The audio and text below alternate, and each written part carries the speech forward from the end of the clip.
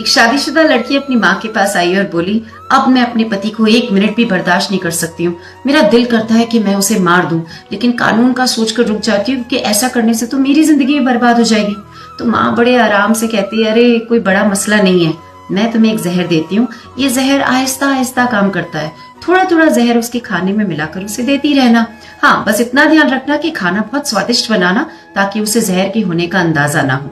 लड़की ये बात सुनकर खुश हो जाती है। माँ आगे कहती है कि लेकिन एक दिक्कत है, तुम्हारे घर में रोज लड़ाई झगड़ा होता है। पूरे खानदान को, रिश्तेदारों को, पड़ोसियों को, दोस्तों को, सबको पता है तुम दोनों की आपस में नहीं बनती, तो शक तो तुम पर ही जाएगा।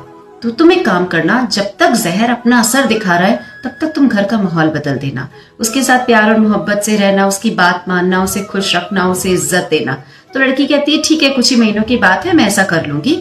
और वो जहर की पुड़िया अपनी माँ से लेकर अपने घर आ जाती है।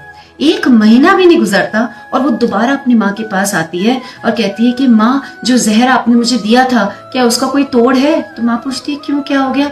लड़की कहती है, मैंने नियम से कुछ दिन जहर उसके खाने में मिलाकर उसको दिया, लेकिन वो तो बिल्कुल बदल गया है। वो मुझे बहुत प्यार और इज्जत देने लग गया है, मेरा ख्याल रखता है, मेरी बात मानता है, मुझे खुश रखता है। अब मुझे शर्मिंदगी महसूस हो रही है कि मैं क्या करने लगी थी। अब लेकिन मैं कुछ दिन तो जहर उसको दे चुकी हूँ, अब क्या करूँ, अब क्या होगा? तो माँ मुस्कुराकर कहती है, कुछ नहीं होगा। लड़की को बड़ा आश्चर्य होता है। वो पूछती है, क्यों, ऐसा क्यों कह रही हो? तो माँ कहती है, क्योंकि उस पुड़िया में जहर नहीं, हाजमे का चूर्ण था। जहर उसकी जिंदगी में था तुम्हारा रवैया, तुमने रवैया बदल लिया तो बस सब कुछ ठीक हो गया। जब मैंने ये कहानी पढ़ी तो मुझे 2 बातें समझ में आई। पहली, हम इंसानों का स्वभाव है, हमें हमेशा खामियां, कमियां, गलतियां सामने वाले में नजर आती हैं। हम हमेशा दूसरों से उम्मीद करते हैं कि वो सब कुछ सही करने की कोशिश करें, हम अपने अंदर झांकना भूल जाते हैं। गालिब साहब का एक बहुत अच्छा शेर भी है इस पर कि मैं उम्र भर ये गलती करता रहा, धूल चेहरे पर थी और आईना साफ करता रहा।